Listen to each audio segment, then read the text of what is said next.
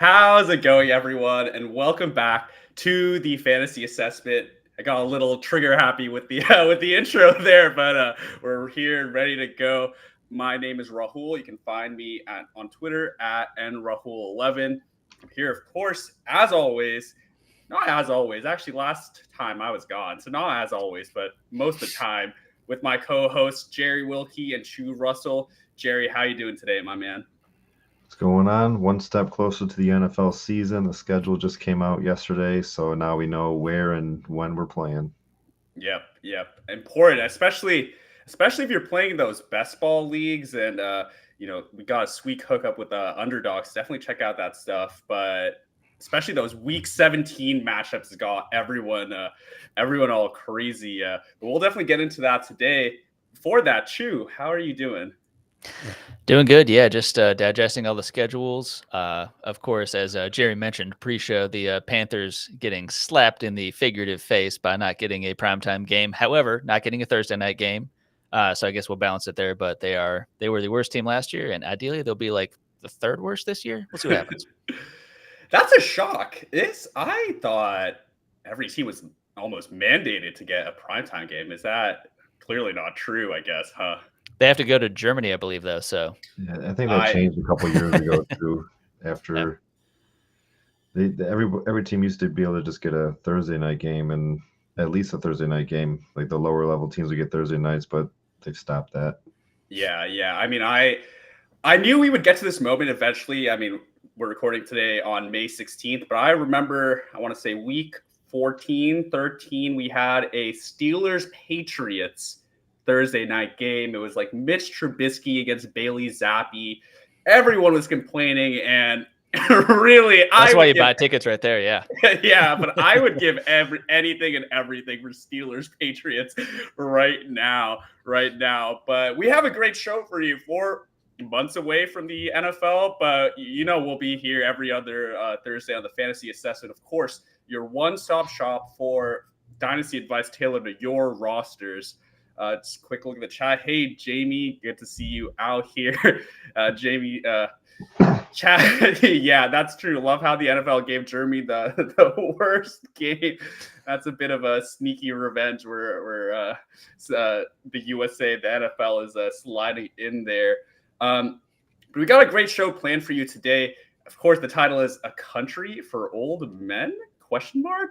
And that's, of course, talking about the veterans, the pretty much the player pool, the 90% of the player pool that no one really seems to care about right now. We are in the midst of rookie draft season, and rightfully so. People are hyped on what is looking to be a very strong rookie class, especially in Superflex formats.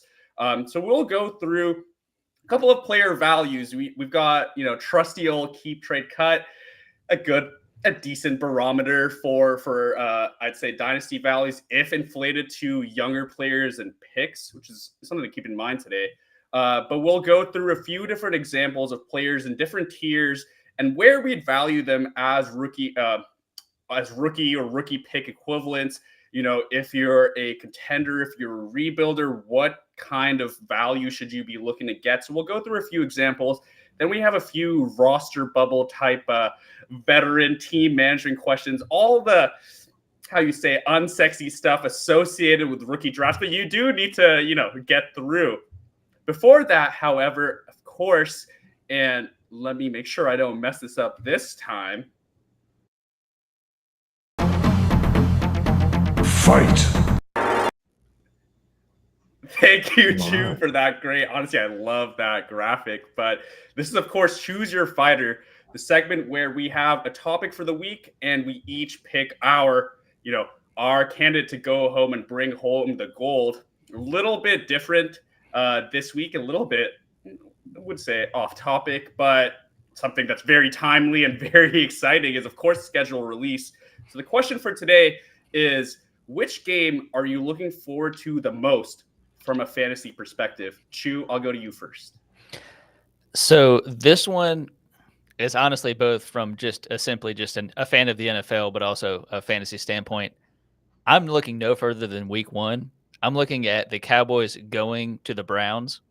And the Browns, a punishing defense, but also if you look at both teams, what does Dak have at this point? I know Jerry said some nonsense of like, "Oh yeah, we're going all in" or whatever.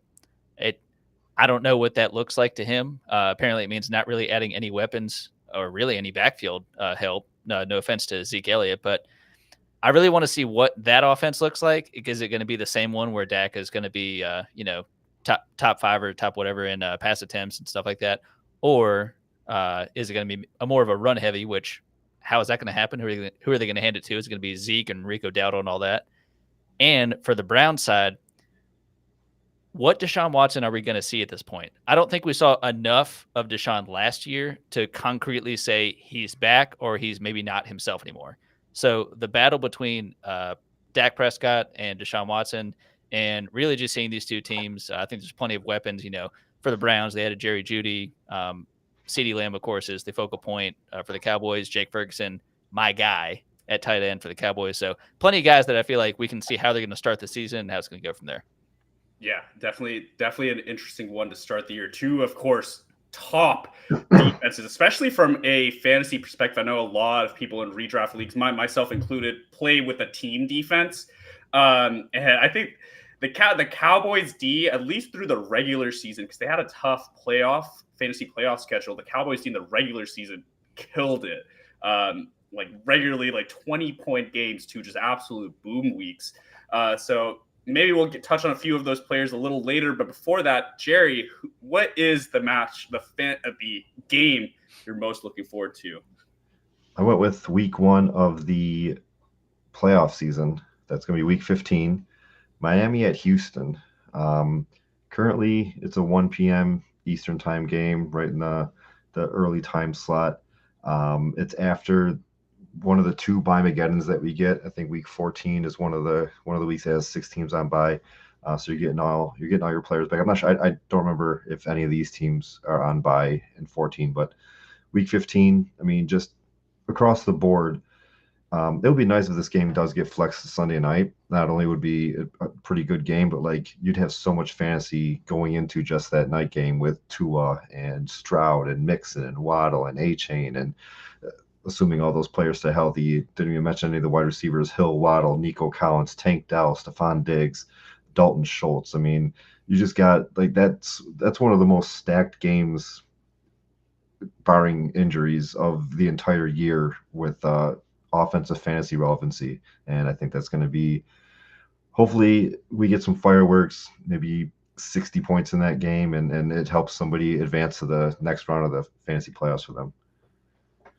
Yeah, I definitely love that shout. A little spoiler that I'm also going to be talking about a Texans game, but I think for best ball, there's already been a lot of chatter about the Texans, the potential stacks you can have with Stroud, especially because week 17 is then Houston versus Baltimore, which you would imagine to be one of the higher scoring ones on this slate. So I think a lot to watch out and from the teams you mentioned.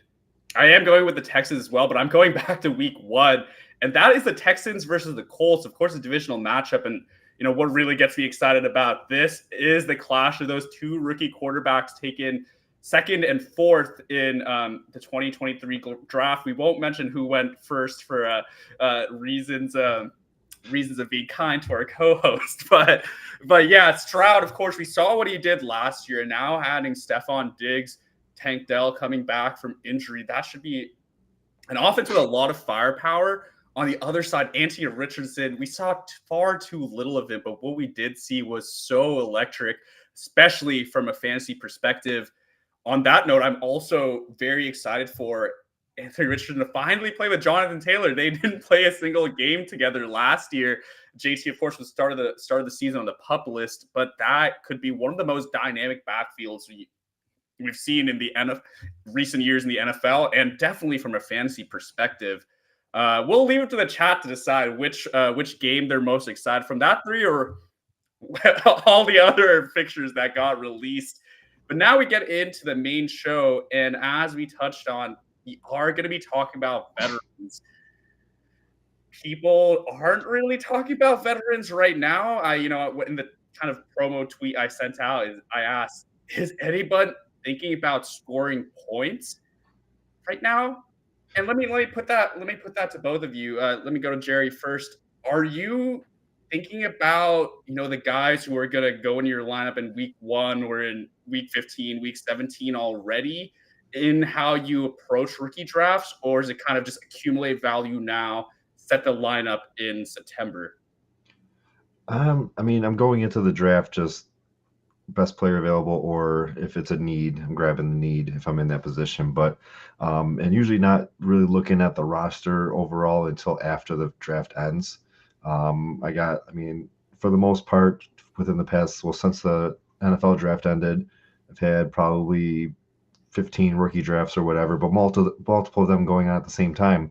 And I'm just skimming through my leagues for the most part, but I'll get the notification that I'm on the clock. I'll go make my pick and then close the app. And then once that draft ends, then I'm looking at my team, seeing if I can maneuver my taxi, and then kind of getting an idea of what I'm looking at for week 1 with my starters. But no, I'm not looking really into vets specifically right now, unless they're fringe vets that we're going to be cutting. But we got a little section for that later on in the show. Chu, do you feel the same? And if you could also address, if you have a team, a contender, maybe won the chip or went far in the playoffs, does that kind of change your mentality, or do you share the same view as Jerry generally? Pretty similar. I mean, at this point, I know we still have plenty of time before we get to the beginning of the actual season, let alone the preseason. And so much can happen between now and then. And I mean, tangible things. I don't just mean camp hype videos that is just someone catching a slow-mo route that means absolutely nothing. So this is certainly the point where I feel like people are blinded by the rookies. And whether you've actually had your rookie draft or not, even after the rookie draft happens, I think the rookie fever still continues. I think people are still focused on that. So this is definitely a time where if there's some veterans, because now, trades have happened and that kind of stuff, and signings where it's like, I can kind of get comfortable now with what rosters look like for the NFL.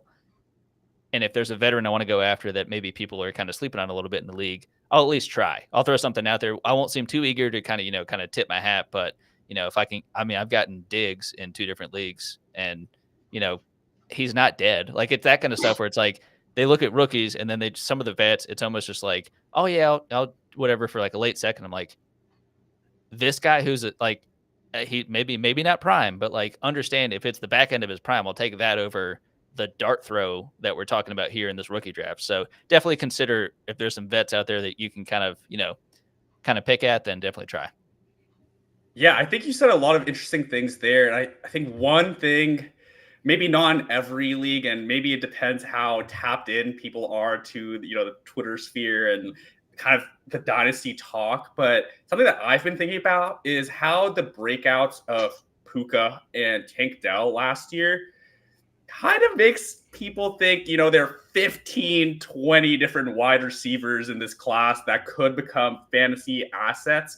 I almost feel like red flags are maybe not ignored. They're always brought up, but maybe given a little less weight than we might have in previous years, because people saw this, not just the production, but the absolute ceiling that Puka Nacua and Tank Dell did. So I think there's a lot of interesting dynamics at play. This game we play changes year on year. I just want to flash this comment from Jamie, and I was thinking about it because when you mentioned the training camp videos, Chu, I was one who was absolutely sold by Calvin Ridley running that one route after Zay Jones, and he looked like Zay was going in slow motion after that. But Jamie got offered a trade today. Someone wanted Gibbs and AJ Brown for Jonathan Taylor, Reed, and Calvin Ridley. He countered with Gibbs and AJ Brown for Lamb and Taylor. Honestly, a pretty interesting deal there. Jerry, which side would you lean to on the second side? I know it's declined, but which side would you take on the second trade? I'd probably go with the Lamb and Taylor side. Lamb is coming into his own. He's pretty much the focal point of that Dallas Cowboys offense. They're going to pass a little bit more. I love AJ Brown. I do like Gibbs too, but I think Lamb is probably the best player in the deal, and then give me Taylor too with it. Yeah, Chu, same thoughts, or what do you think? Exact same. I mean, I think none of the four people we're talking about here have any issue with job security, but I know Gibbs is a bit hampered by Montgomery just because that's simply how they like to run that offense, and it's tremendously effective. So I don't disagree with it. But when you look with what Lamb and Taylor have, again, Taylor now getting hopefully a full season. He's been paid. He should be healthy. All that. I trust those two for sure. Yeah, very close, but I think I agree. At the end of the day, these are all, if not first rounders, top 15 picks in redraft leagues in 2024. So I'd probably be pretty fine with each side. But getting into our main topic today, we each went through and kind of looking in bands of 50 or the different pages on KTC. We each selected some veterans that maybe the value is a little bit interesting to us, kind of where they're ranked around rookies. And we're kind of going to talk through these players, kind of what they bring points wise and what would be a fair price to pay. So hopefully it shouldn't be too confusing, because I typed this out. It's like, does this make sense? But Chu, I think you responded the affirmative the other day when I said asked if it made sense. So I'll go right to you. And just a quick caveat too, we're starting from page 2 of KTC, so players 51 through 100 for this. Everyone wants the guys in the top 50, so I think it'll probably be a little more interesting and hopefully a little more helpful for you all listening to talk about maybe some less flashy names. But Chu, from that first band, page 2 on KTC, who's a veteran that you want to talk about who has maybe interesting value and you might be trying to acquire on the right team? Well, I may have tipped my hand a few minutes ago, as it's going to be number 99, Stefon Diggs, keep trade cut. Of course, I've already acquired him a couple of times in different leagues. And honestly, even in, if the right opportunity presents itself, not specifically just on a contender, I think I'm not, if you're in an absolute rebuild, I maybe would say no. But I think if you're kind of middling, Diggs is, I want to say 30 years old at this point. And I think with what that's looking like for him, they did restructure his contract to where he may leave Houston if for whatever reason the season doesn't go the way he wants it to, whatever. So that flexibility, but also if it goes well and he wants to stay, he can. So overall, I think he's going to do what's best for him in his career. But in terms of who he's sandwiched between, he is between Ricky Pearsall, who's a stud, and I'm a huge fan of, and Xavier Leggett. I'm pretty annoyed that the Panthers picked him, if I'm being honest. But if I'm seeing that he's between those two guys, I'm taking him over either one. And I do love Pearsall's landing spot. I know they're trying to figure out what's going on with Deebo Samuel and Brandon Ayuk, but I think in terms of picks, as it looks on KTC, they're kind of seeing it as like the 203 to the 205 is kind of the band of like where those guys fit. I mean, I traded the 112 in a league for Diggs, and that's a league that I'm competing in. As a startup, had the 112 and then traded that. So I'm comfortable going even a little bit ahead of that 203 there. But yeah, that's the interesting piece when it's Rahul, like you kind of mentioned, that kind of belief that all these rookie receivers, like they're going to be studs, right? It's like, no, they're absolutely not. Some of them can be McCole Hardman. Like there's plenty of these guys that can be back end first, even anywhere in the second, and amount to nothing. Andy Isabella, like we can have an episode of just naming players that never were. Like it happens, but like I'll happily take a guy that we know for 2 or 3 years. I'd be happy. Yeah, I mean, Diggs, has been a topic of conversation all off season. I actually want to turn this to Jerry about Diggs specifically. Kind of as a Bills fan, you probably watched firsthand what a lot of us really struggle to understand, the tail off that he had, especially when Joe Brady came in, but especially after the bye. Is Diggs someone you're shopping for if you're a contender? And kind of the price that Chu mentioned, the 112 he sent, KTC, which does inflate younger players and picks, has him, that 2.3 to 2.6 range. Is that kind of a deal you'd be looking to make, Jerry? I would make that deal if I wasn't me. What I mean by that is I have probably Nico Collins on almost every one of my dynasty teams, so I really wouldn't want to double up on. I mean, that's probably the offense that you'd want to double up on it, but I'd want some more exposure from different teams. So I'd keep my Nicos, and maybe send that 112 for other players. But yeah, I mean, in a normal world, yeah, I would be sending my 112s or 201s for a guy like Diggs. Yeah, yeah. I wonder if Diggs is almost. I feel like Diggs is an interesting target because there was movement on his value, and maybe you'll have to like everyone in their leagues suss out the Diggs owner. Do they think that's an upgrade or do they think that's a downgrade? It may change from person to person, really, how people look at it. But as a contender, can you really doubt a man who's produced as he has? When he also has, of course, he played with Josh Allen, but also has CJ Stroud. In an offense that may end up being a little more pass happy than the Bills were to end last season. So I really like that call there, Chew. Jerry, how about you? Players 51 to 100. Is there anyone there that kind of piques your interest? I had two, one a little younger and one around the same age as Diggs. But I got Kyle Pitts at number 60 and then Cooper Kupp at 96. Pitts, I think he's going to have an outstanding year. I think we're going to see the Pitts that was drafted 8th overall, getting Kirk Cousins there, opening up the offense, and just he's another guy that I would say I would easily send a late first for, and if somebody would take that 1-for-1 trade, I would do that. And Cooper Kupp, same thing. I mean, Puka Nacua is the shiny new toy, but I think we have a healthy Stafford. I think the Rams are going to be overall good this year. I think that he's really not. I don't even think he's older than Diggs. I think they're about the same age. I know Cooper Kupp's 30. How old did you say Diggs was? He was also 30, right? 30, yeah. All right. So, I mean, you probably have a little bit more security with the Rams than Diggs does with the Texans.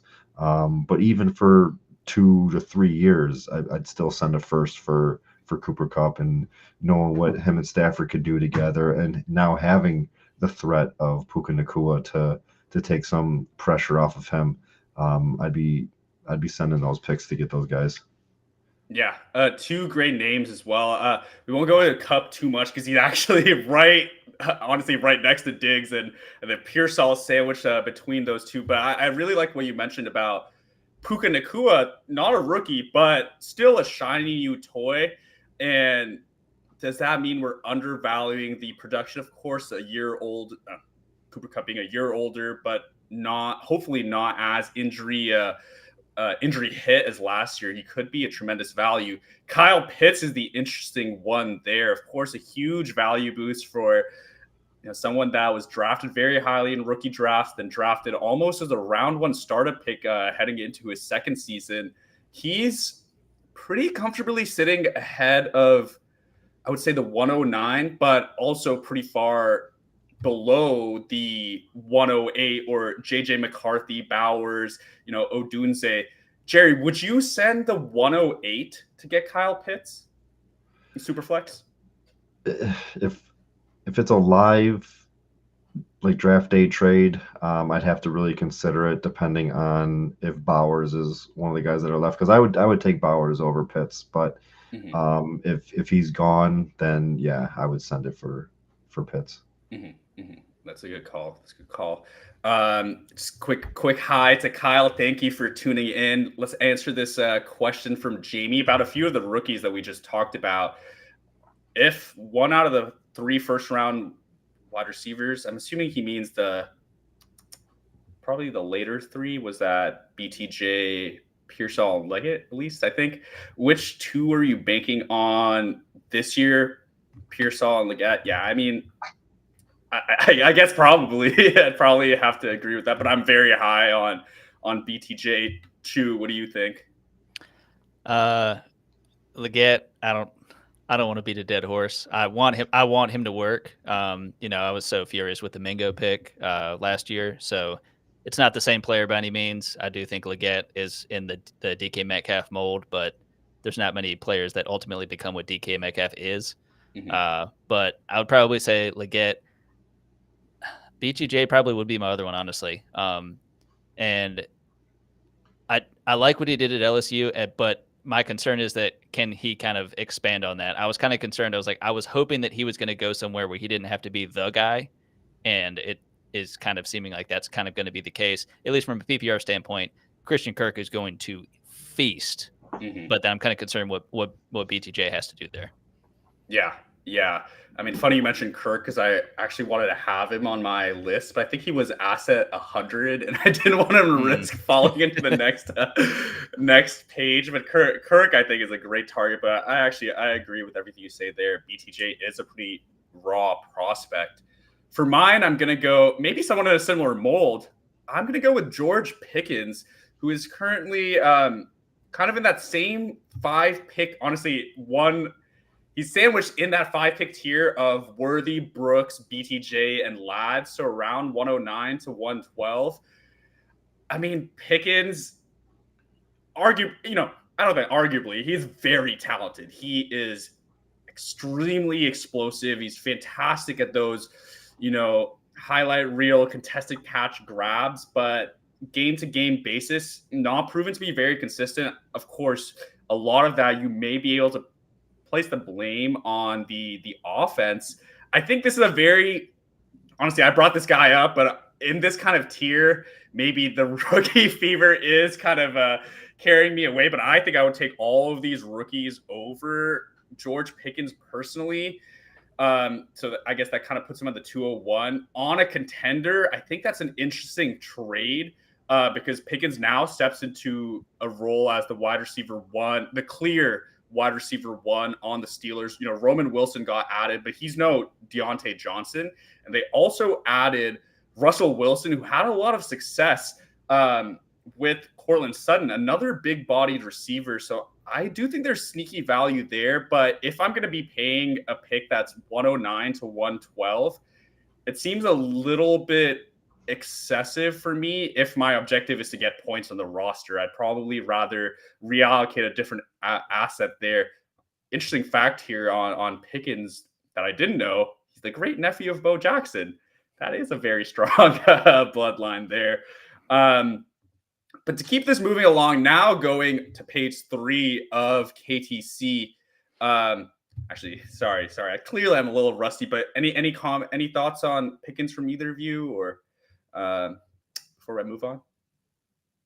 I mean, I like Pickens a lot. I think I'm kind of conflicted because it's nice that he's kind of getting the chance. The Steelers are basically a wide receiver factory in the sense of they're usually drafting one guy in the first 3 rounds, and he's kind of just filling in. Calvin Austin, he may or may not be something we don't know. I have more faith in Roman Wilson at this point, but I am mildly concerned with we have Arthur Smith coming over as the OC, and I think that's going to be a help to Russell Wilson and to the running game. But I think there's going to be a mishmash of who's going to eat today as a pass catcher. I think Pat Freiermuth is going to kind of come alive. Do you see more of Darnell Washington? I honestly have no idea, but I do hope that Pickens gets the work he deserves. Yeah, that's a good question. I mean, stepping into the wide receiver one role does not necessarily mean he's going to be, 130 plus target guy, especially when we maybe not our favorite offensive coordinator is now in charge of the Steelers. Jamie, who did mention in the chat that he has Roman Wilson over Pearsall and Leggett. He's a little bit higher, better version, more explosive Deontay Johnson. Honestly, another candidate that could have been interesting to discuss today. Maybe it'll be there. But moving swiftly on to the next kind of the next tier, page 3 of KTC, 101 to 105. Chu, who's a veteran in that range that's a little bit interesting to you? So we'll go running back this time, going Ramondre Stevenson. He's at 118, and that's sandwiched between pretty closely after Corum, and then there's a bit of a gap till you get to Jalen Wright, and Jalen Polk, the Jalens. So Ramondre Stevenson, I know last year it's not what we were hoping for, certainly based off of what he'd done the year before that, a tremendous year in that Patriots backfield. There's a lot of shakeup. Obviously, it's a new coach, a new coaching staff all around. It's a new quarterback, although I do assume Brissett's probably going to be the starter week 1. No offense to May. I just think with how Mayo's been talking, and I don't just think it's coach speak, I do think he wants to, let May sit, let him watch, and he trusts Brissett as having experience with him in the Patriots organization. So, but Ramondre, I do think it's going to be them. Just the defense is going to hold the other side, and they're just going to pound the ball relentlessly with Ramondre Stevenson and have Antonio Gibson, another good ad, as a third down guy, okay as a runner. But I think Stevenson has a tremendous upside, and I think if you're able to get him, at least KTC wise, it's the latter end of the second, like the 207, 210 range. I would give the 207 on more or less any team to get Ramondre Stevenson. That fills a need for sure. Mm-hmm, mm-hmm. Let me ask you two questions. What kind of, we're still in May, but kind of where do you place him in a scoring bucket? Is that, a mid RB2? What are your thoughts on that? And my second question, Antonio Gibson, who you brought up, is there any fear about Gibson coming in? I know he's not been great, but what he is great at is pass catching, and Ramondre has scored a lot of his points through sheer PPR volume accumulation over the years. Another tweet that I'm just going to kind of blurt out without, I don't know, I saw the tweet, I had to do too much more research into it, but they want to run outside zone, and that's what Antonio Gibson thrived at the Commanders. So, first to where you kind of value him as a point scorer and any concern about Antonio Gibson. So I do like Gibson. When he came into the league, of course, he's a converted receiver turned running back. He's got a big frame. He's very explosive. I do think, though, with him having, being a converted wide receiver to running back, his more natural position is as a pass catcher, but he can, again, do that out of the backfield, not having to be split out. And I do think they're not going to exclusively just use him as a pass catcher. He will get some work in the rushing game as well. But I do think a healthy offseason of Ramondre, I think with what I'm understanding Mayo is trying to do, I do think it's going to be a punishing brand of football. But like you're saying, there could be some outside zone there as well. So I trust what Ramondre is going to get if I'm looking at it through the lens of a 207, 208.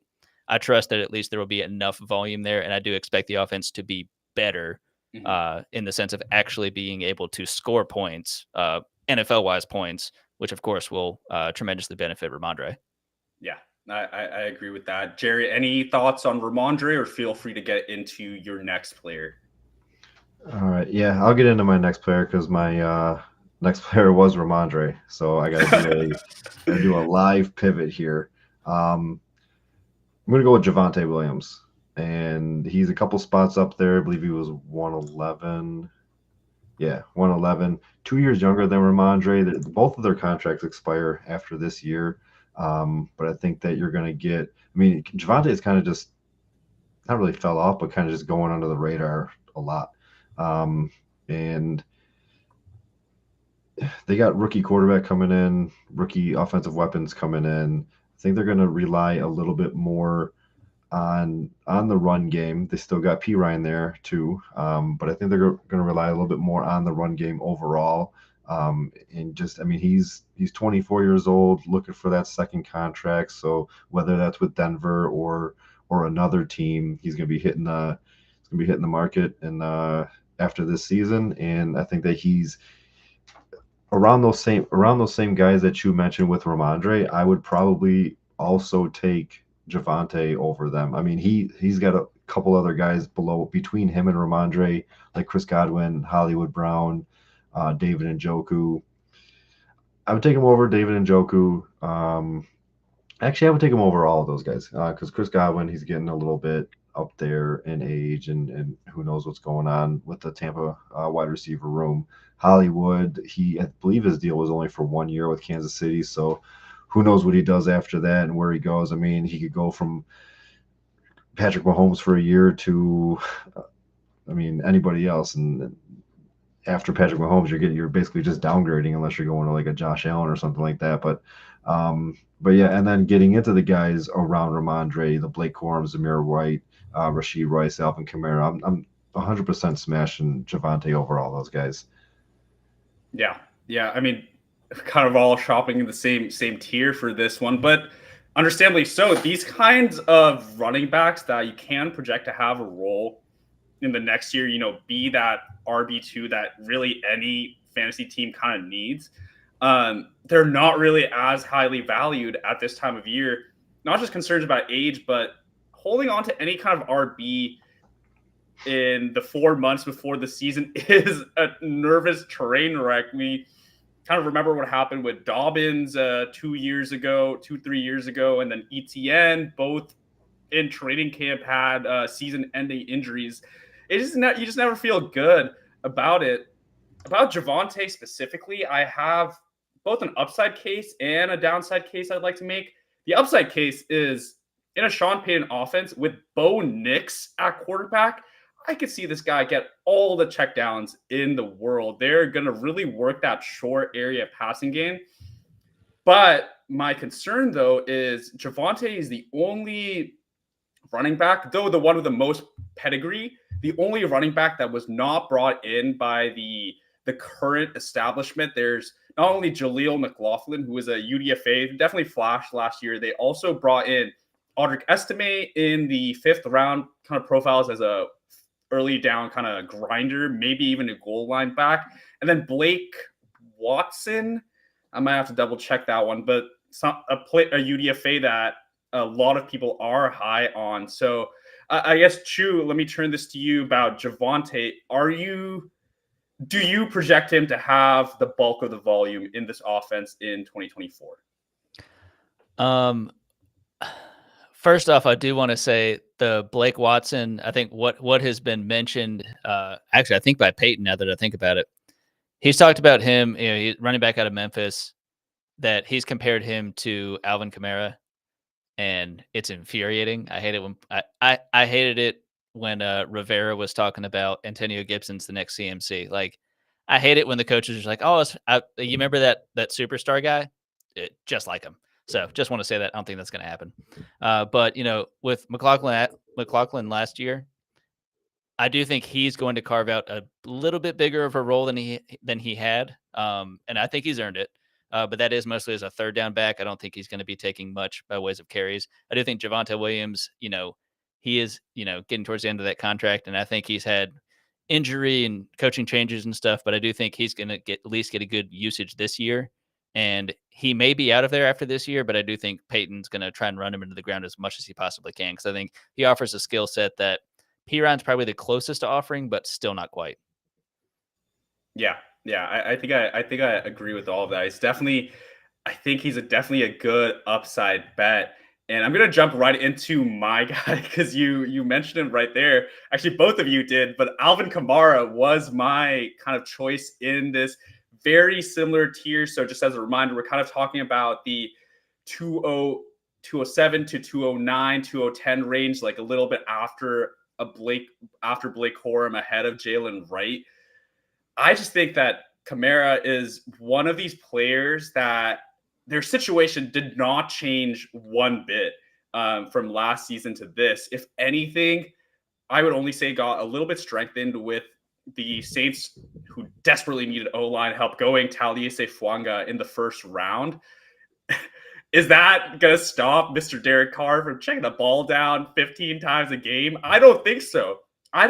We've seen Carr do this for years, and we've seen Carr struggle heavily in the red zone for his entire career. I remember getting off topic here, but I remember the best piece of advice one of my Rangers friends gave me was get the Saints kicker, Blake Grupe, because anytime they get into the red zone, they're not scoring a touchdown.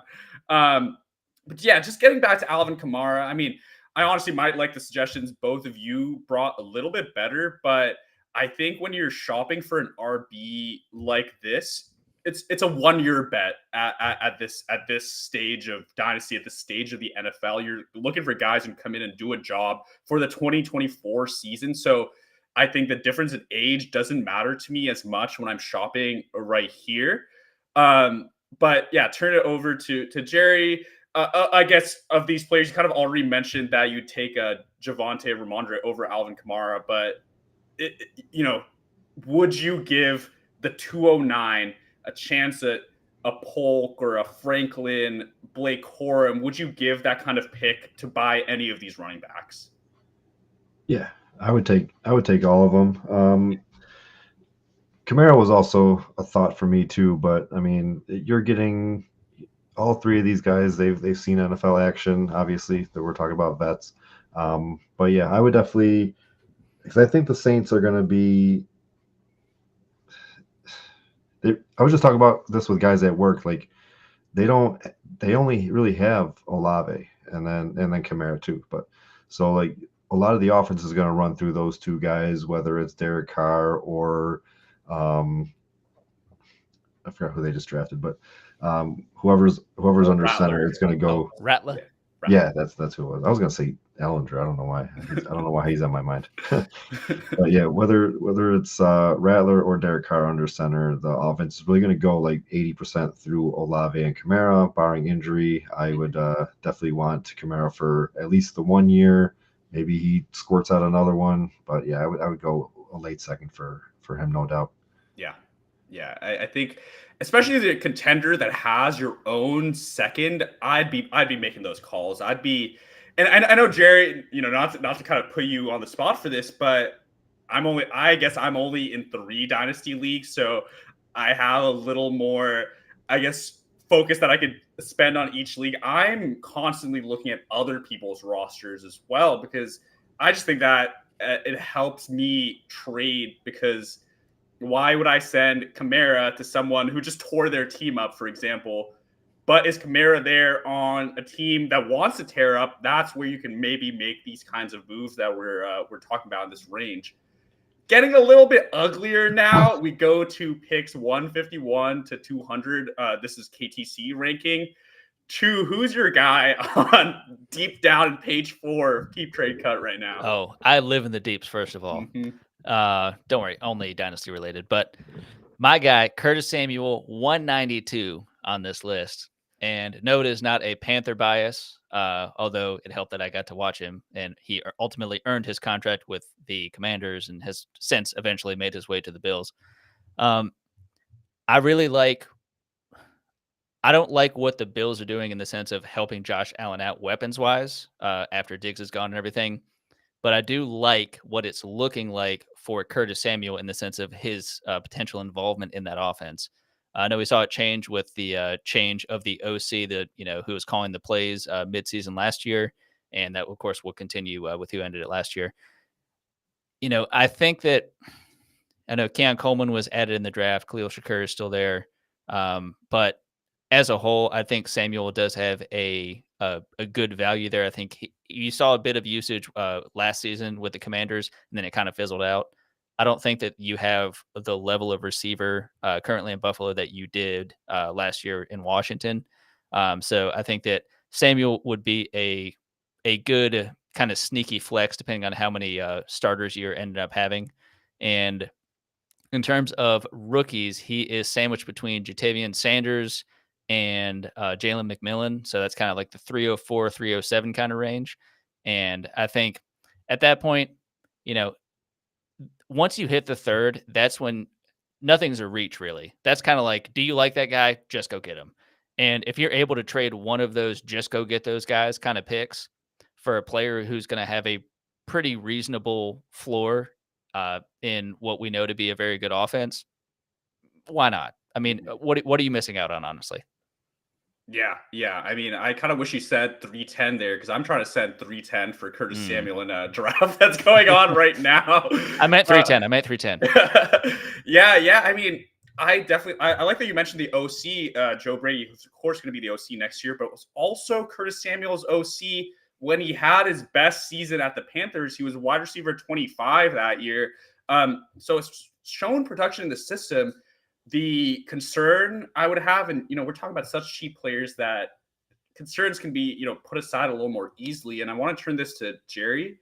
The concern I have is a lot of the pieces that are there in the offense do very similar things, by which I mean Khalil Shakir and Dalton Kincaid. I guess those two operate in similar areas, shorter areas in the middle of the field that Samuel does as well. Coleman, they want to make play as the X from kind of what I've heard so far, but a lot of people also think he'd be better as the big slot. So I'm just a little concerned. There's a lot of guys eating from that same pie.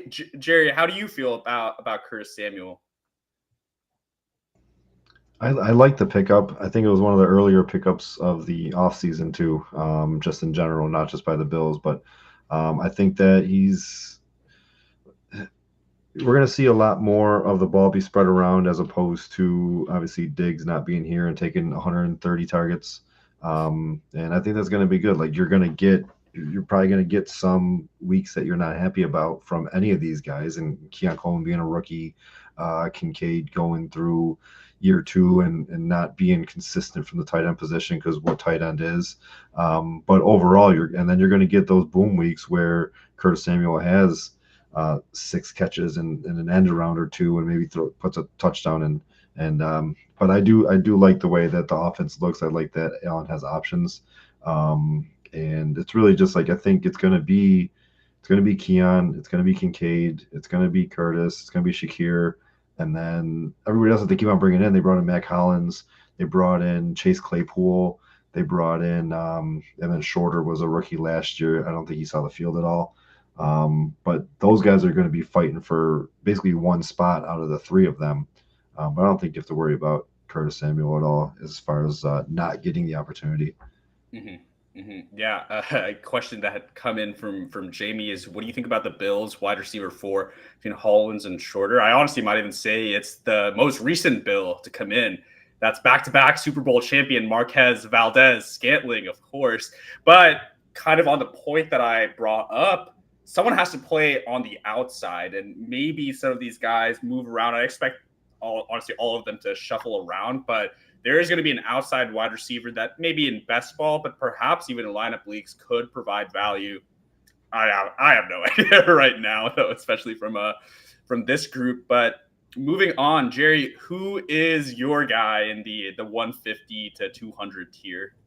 Well, if you thought Alvin Kamara was ugly in the last section, I got an even uglier one. I went with another 2 for same team though.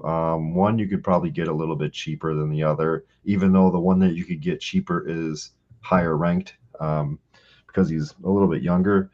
Quentin Johnston and Joshua Palmer. I mean, I'd be willing to throw a late.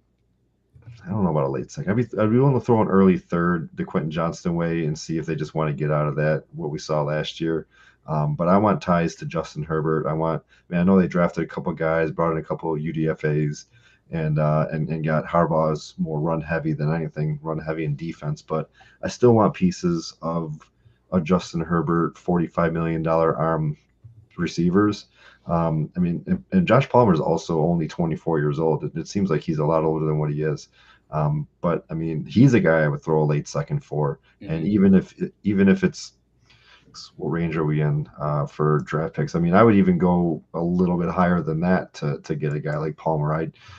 Not that I knew that all these receivers were going to be leaving, but I ended up losing Palmer last year in another dynasty, and I keep on trying to get him back. And the guy's not budging. But yeah, I definitely want to go after one of these 2 guys. Not as excited about Johnston, but if I could get a Charger in my arsenal, I'd be happy with that. Yeah, I mean, Palmer, of course, is the only guy that's flashed on an NFL field that's still on this team. Of course, KTC actually has him far below a late second. I mean, he's at 185 right now, and just from he's going after Luke McCaffrey, so I would even say a late third. I will say, though, I actually made a deal earlier in the week where I tried to get Palmer as around an early third value, and I was knocked back. So I think Jerry might be kind of more on to what you need to pay to get him. Here's a quick comment about QJ. I couldn't get rid of QJ for a third, so I packaged QJ and Wicks for the 210 to get Roman Wilson. I actually really like this trade. Chu, any quick thoughts? I mean, on that trade, yeah, I mean, I think that makes sense. I think with Green Bay specifically, I think you're kind of, capitalizing on, I keep saying like, oh, who's the wide receiver 1? It's not Wicks. Like, it's not that Wicks wasn't good, but it's just not him. And I think that's a good way to kind of package some things together.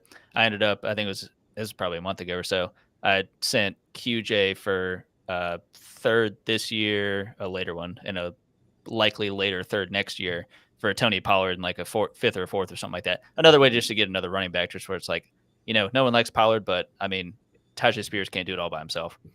And I mean, in terms of these guys, with Palmer, he almost feels like this is not in comparison of play style, but like the Jacoby Myers level of disrespect, where it's just like he just kind of came in and just started to produce and then kept producing, and then no one wants to appreciate that he's producing.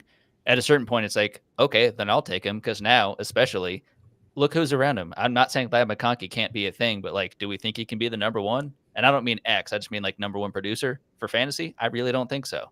Is it going to be DJ Chark? I'm a Panthers fan. Absolutely not. I really think that Palmer, he can just keep surviving. It doesn't matter the coaching staff. Like, he can just produce. And it might not be the sexy pick, but I think if you can get him for the value that we're talking about, you definitely should. Yeah, I mean, I think Palmer, even if you pencil him in for, let's say, 6 targets a game, we have to account for this is going to be a lower volume offense, but there is totally a spot on definitely our dynasty teams, but longer rosters. This is a guy that could be flexed week on week. I'd kind of expect to, from my limited knowledge of the Michigan offense, that they take a lot of these deeper, play action bombs, and that's where suddenly one explosive play and Palmer's outscored, not just what you expect, but probably what you would get from a player that you pick in this kind of range. So I really like that shout here. I'm going to go on to my player, and I have to say this with a bit of sadness in my heart. Matt Anderegg, my good friend, but if you're listening to this, I'm not a fan of what you did today. I tried to trade for Zach Moss, and he took someone else's deal. And I was hoping to come on here triumphant at my potential Bengals league winner running back that is currently going he's going between Ben Sinnott and Malachi Corley. So around the 303, 304, if we want to adjust that up, it's probably like a late secondish value is where the talk's centered on. But I am honestly all in on Zach Moss this year, in large part due to what he showed last year, especially when Jonathan Taylor was out for the first few games, and even when JT was ramping back up, but especially because of the Bengals offense, man. I mean, this is going to be one of the most high-powered offenses in the league. Of course, Joe Burrow, health permitting, they got T. Higgins back. I really like Jermaine Burton. Mixon was pretty ugly to watch week on week, but he just got so much volume and so much goal line work that he just made it work. I think he ended up as a low-end RB1, high-end RB2. Not saying that Zach Moss is better than Mixon. I have no idea how to judge that sitting where I'm sitting, but even if he steps into the same role and maybe Chase Brown ramps up a little bit, I still feel like Zach Moss is going to dominate the snaps, because Chase Brown's biggest red flag is his pass protection. I just heard on a podcast that he only had 5 pass protection snaps in his entire rookie year. And when you've got Joe Burrow that's had a couple of injury plagued campaigns now, you want to trust the guy that you put next to him. Just the last point I want to make on Zach Moss, and yeah, you can tell that I'm clearly still upset about him. I mean, at that price, you're kind of all shopping for like the same kinds of bodies here. He's not got the name appeal of even a Kamara, a Javonte, a Ramondre. I'm not saying he's going to outproduce them, but he's going to give you something pretty damn close from what I project. So I think for a little bit cheaper, he might even be a more prudent RB purchase. I know you yapped a lot there, but Chu, any quick thoughts on Zach Moss?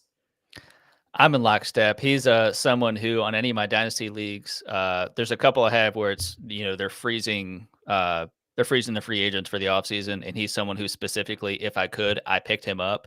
I think he performed admirably in Jonathan Taylor's absence, and with that contract coming up, it's like, well, I mean, he could stay there, but I feel like with what he was able to show, it would behoove him to end up going somewhere else. He could not have landed in a better situation, obviously, ultimately with Mixon leaving. Mm-hmm. And he provides a skill set that no one else on that roster provides. And like you're saying, with pass protection and everything, that's tremendously important. Jermaine Burton, don't even get me started. I love that guy. That's a tremendous ad. T. Higgins is going to be gone. He's pissed. I mean, he might not be traded. He might have to play out the season, but Zach Moss has a pretty substantial role in that offense. And, it's not the sexy name, but he's going to make sexy fantasy points. Yeah. I mean, I have a smile on my face, but it's like that smiling mask, angry, crying guy behind, because the deal I tried to make was to get Moss and get the 301, where I would have slammed Burton as my pick, and someone else made the exact same deal and got that duo. So, Matt Anderegg, I am coming for you. But that was the main kind of segment, going through a few of these different values, talking through. I kind of like that we almost were in lockstep with the groups of players that we got, because it's not really about the individual name in a lot of cases. It's this like profile of older player that no one really covets at this time of year. But when you got to fill out a lineup, when you got to replace stars who are going, on IR, these are ones that you can drop in without fearing too much. So I hope that was helpful for all of you listening. We're going to go on to two more veteran roster management kind of topics, a little more rapid fire here. So the second one is any veterans you were trying to pick up, if your draft includes vets, which I know some do, most of mine do, or in the first waiver run after the draft ends. I'm just going to list off a few names, and feel free to share your thoughts or jump into your list. But some guys that I have my eye on, and bear with me, this is going to be gross, but Demarcus Robinson and Greg Dortch for the wide receiver position, and a tight end, I'm looking at Noah Fant and Mike Gesicki. So to go first to the wide receivers, why I'm interested in them, both are going to potentially be on the field a lot for teams that, have good quarterbacks and will probably pass a lot. I think Dortch especially has, whenever he has had, I need to find the exact target number. Whenever he gets a certain number of targets, certain number of snaps, this guy always produces. He had a few 10 to 12 half PPR points games last year. Someone, I think this was Jeff Bell on Twitter, was saying that the profile of wide receivers brought in by the Cardinals since the new GM came over last year, it was Michael Wilson, obviously Marvin Harrison, and Zay Jones. There are a few other names, but they're all like 6'3" wide receivers. So he was saying to fade Greg Dortch, who's 5'7". For me, that's the reason you take Greg Dortch. He will do something different from the guys on the field. Demarcus Robinson, we saw him flash towards the end of last year. They're going to have 3 wide receiver sets all the time at the highest rate in the league, really, and could be a nice little a higher ceiling, obviously a low floor flex play. For the 2 tight ends, Noah Fant, I'm interested in this year because, he doesn't have some prospect pedigree, but I'm mainly interested in both the new coaching staff as well as the departure of a lot of incumbent tight ends. Seahawks and Pete Carroll are very frustrating for Colby Parkinson and Will Dissly popping up out of nowhere and getting the touchdown, and that literally benefits no one in fantasy. Noah Fant kind of has that chance now. Something I need to look into more is how Ryan Grubb, the new OC, used his tight ends in Washington. But Fant is someone I'm looking at. Gesicki, I'll spend a second, but he hasn't really hit the heights since his probably his peak at the Dolphins, but going now to the Bengals, obviously a high-powered offense that we touched on, they just lost Tyler Boyd, and that's where Gesicki figures to play a lot. This is not your traditional tight end. I think in his best season in Miami, 2021, if I believe, he had over an 88% slot rate. This is a big wide receiver, really. So I think, if you're like scouring for someone to spend your fab on, someone might go for, I don't know, Jalen Coker, just as a random name. Why not consider putting a little bit of fab on guys who have produced in the past and the situations have got a little bit clearer? So those are some names I'm considering.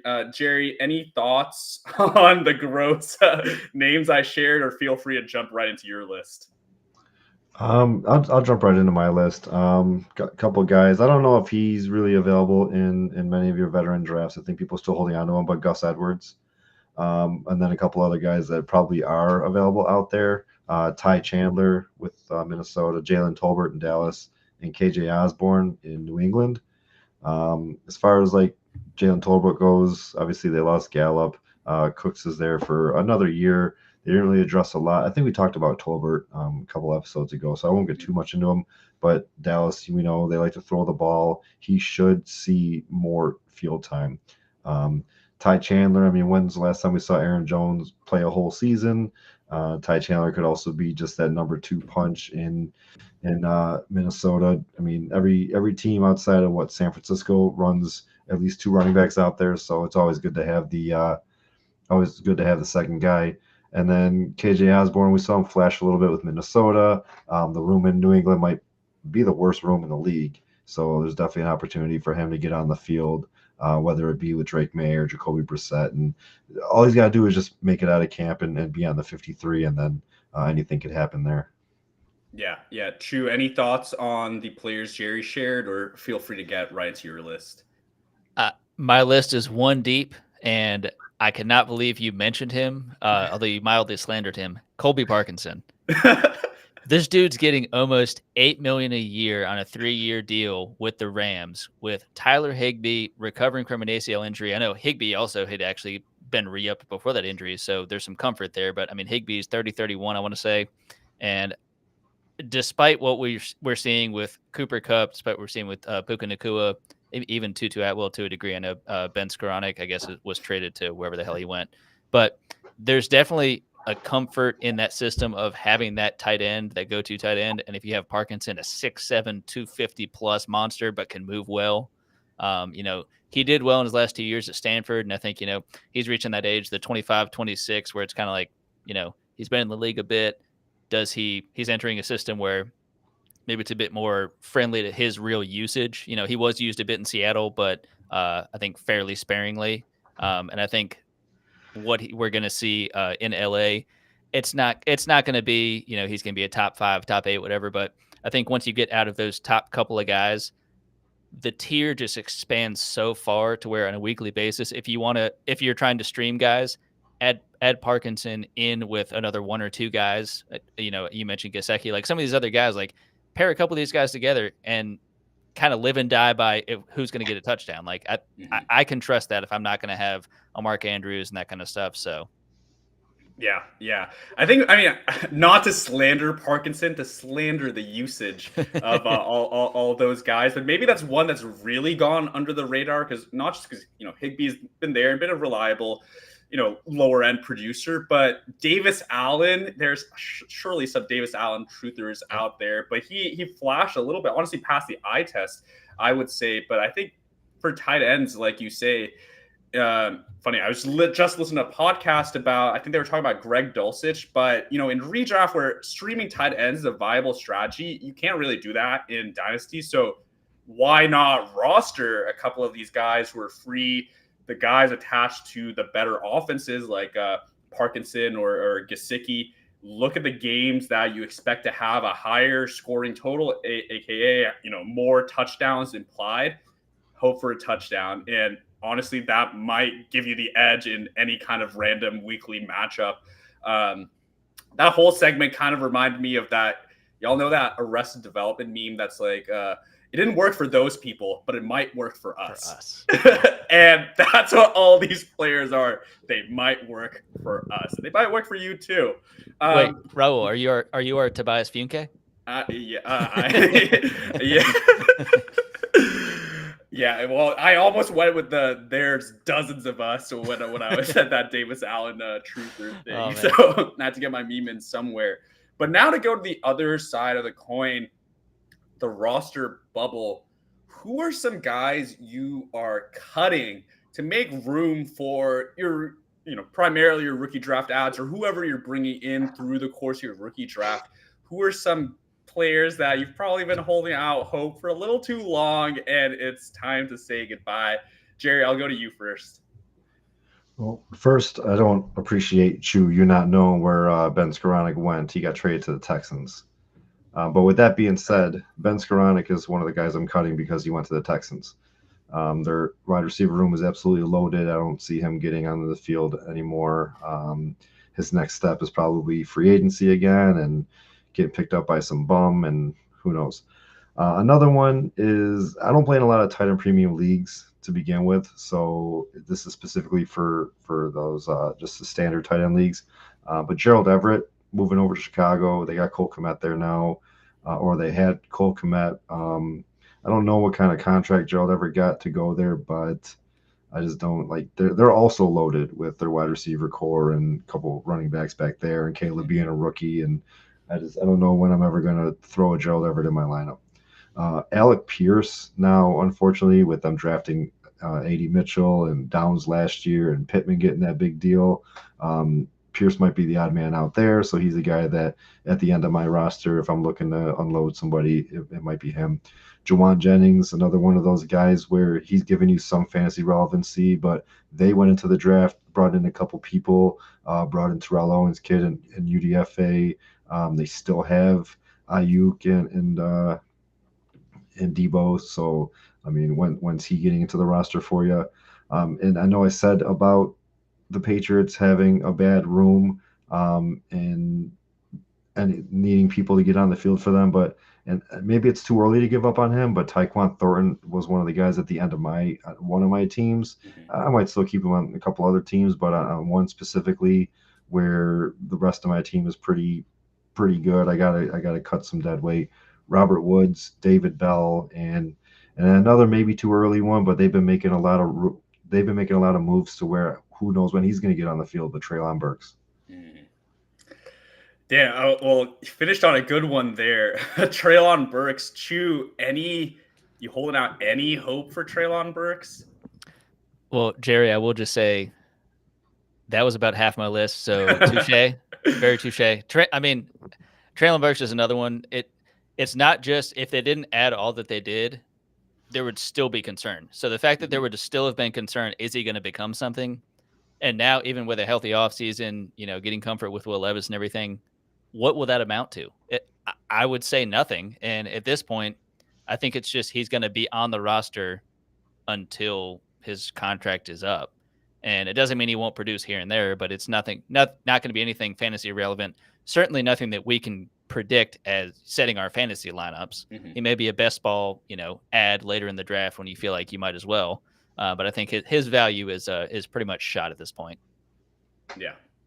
So I know you said Jerry overlapped a lot, but any other names that you've kind of been looking at might be the time to go? Who are you considering between? The last one, I'd had Alec Pierce and Treylon Burks on there as well. I mean, the other two really, at least from the running back perspective, were Michael Carter and Samaje Perine. We talked about Javonte previously. We talked about Jaleel McLaughlin, Blake Watson apparently being Alvin Kamara. I think Samaje Perine held a role when he was brought over. Again, he was coming off a tremendous season, filling in for an injured Joe Mixon. But I have a hard time believing that he has much of a future, at least on the Broncos. And for Michael Carter, he's another one who coming over to the Cardinals mid-season last year, he popped pretty quickly. And I had picked him up. I was excited to see what he was doing. I enjoyed watching, ironically, I'm talking about, Javonte and Michael Carter back when they were at UNC. I thoroughly enjoyed them back in college. Getting him to see a chance, getting to see him have a chance in Arizona was cool. But now we're seeing, Trey Benson going there, and, of course, Marvin Harrison. I think this offense is going to take a huge step forward, and I'm not saying Carter's not going to be a part of it. I just don't think he's going to nearly be the part of it that I once thought he was going to be. Yeah, I agree with that, especially because Benson almost profiles as Benson's I think, a better runner, but also profiles as someone who's going to come in and take, kind of be that lightning to Connor's thunder and take maybe that small role that they do seem to want to have. Going on to my list, I actually want to flash up this comment from Jamie Alexander Madison. I had quite a tough debate, and I chose to keep Madison on a roster where I made a few cuts. I think I cut, Michael Gallup, who went to the Raiders now. I cut Cam Akers, of course, with Achilles tear. A little bit of an easier decision. Madison is one I did actually choose to retain, and only because he goes to a system that really wants to pound the rock. And I would probably say Zamir White is better based on what we saw on the field last year. I mean, Madison was atrocious at playing real football. I don't even know how he did in fantasy. Not great, but actually playing football, he had a whole host of fumbling issues. But I chose to keep him because I would say there's still a bit of murk in that backfield that you may be able to take advantage of. Dylan Lobby did come into that team, but he's more of a pass catcher. So, even an injury to Zamir White could turn into a pretty high volume role for Madison.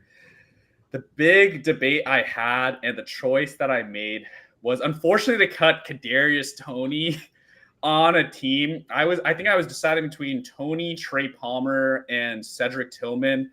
I mean, Trey Palmer had a few flashes. Tillman didn't really flash, but I really like the prospect.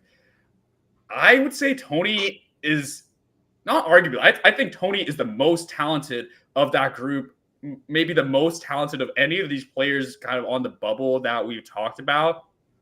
Just with the injury issues he's had, you can never really rely to put him on a lineup. But what he also then showed on the field, just catastrophic error after error, most notably that might have been, I can't remember if that was against the Bills in the regular season, but that Travis Kelce passed back touchdown to Toney, where Toney then had lined up off sides. Just a team, obviously 3 Super Bowls, 5 years, a team that's all business. I just don't know if they really have the time for him anymore, especially when they didn't bring in Xavier Worthy, who's not the exact same player, but is also can be used in that screen game, the short area, and then, run with his quickness, some scheme touches in the system. I think Worthy's going to come in and absorb pretty much anything and everything that Kadarius Toney kind of was penciled in to do, and then just could not actually, provide or put. Damn, I had a word at the tip of my tongue, but couldn't just put on display or whatever. I know Toney's a big name, though, maybe meme or not, but are you guys cutting Kadarius Toney, Jerry? If he's the last guy that I need to cut, then yeah, I don't have any problem throwing him out there. It's the only thing that we're really attached to is that he's catching balls from Patrick Mahomes. But if we could get past that, and at some point you just gotta throw them away. Yeah, I would say I don't know. Maybe I've been a truther since that one game against the Dallas Cowboys in Toney's rookie year for the Giants. He blew up. I think had 170 yards and then got ejected for fighting at the end of the game. And maybe that should have told us all we needed to know. But I actually believed in the talent, but too few in between. Has he displayed that on the field? Any last names, Chu? I know we went through a lot. Any last names that you're kind of deciding between? No one knew, but just mentioning Toney, he's kind of another unfortunate one of, and we've talked about Treylon, a lot of these, first or second round receivers, early second round receivers that I'll even throw Rashad Bateman to that list. His is the polar opposite in the sense of, he has that draft capital mishmash of injuries, but finally throughout this season, through this offseason, there's not a tremendous competition. OBJ leaving, Aguilar was re-signed because I think he does provide a good veteran presence despite the Philadelphia Eagles fan base hating him forever. Mm-hmm. But despite all of that happening, I still don't trust Rashad Bateman. This draft capital at some point means nothing. You see this talent in college. Kadarius Toney, the human joystick, watching him at Florida, it's unreal what he was able to do with the ball in his hands. And it's so confusing how it doesn't translate to the NFL in a consistent enough manner.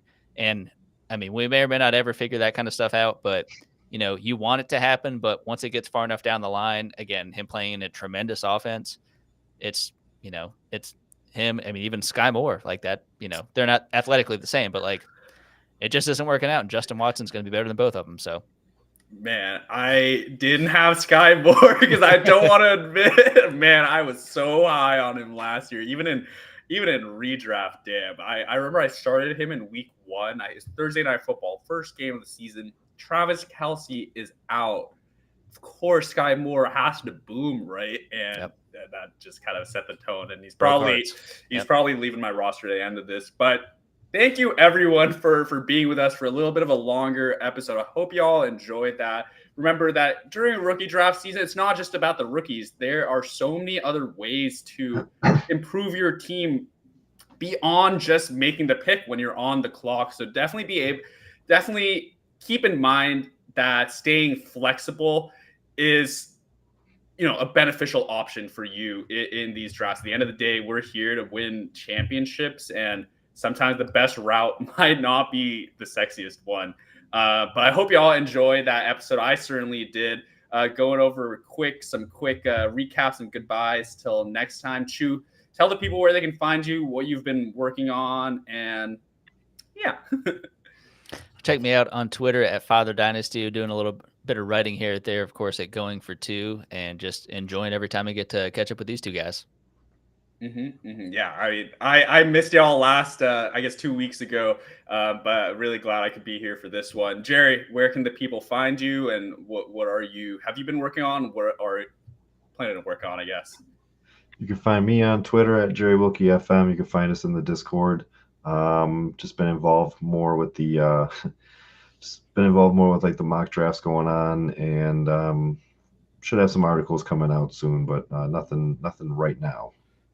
Yeah, that's kind of unfortunately. I have also been on far too long writing a hiatus. But my name is Rahul. You can find me always talking fantasy and soccer as well on Twitter at nrahul11. I was on honestly quite a few shows right before the draft, and then took a bit of a break since then. But back here today. This has been the Fantasy Assessment. We're on every other Thursday, so please do join us. Hope you all had a great night with us here, and we'll catch y'all next time.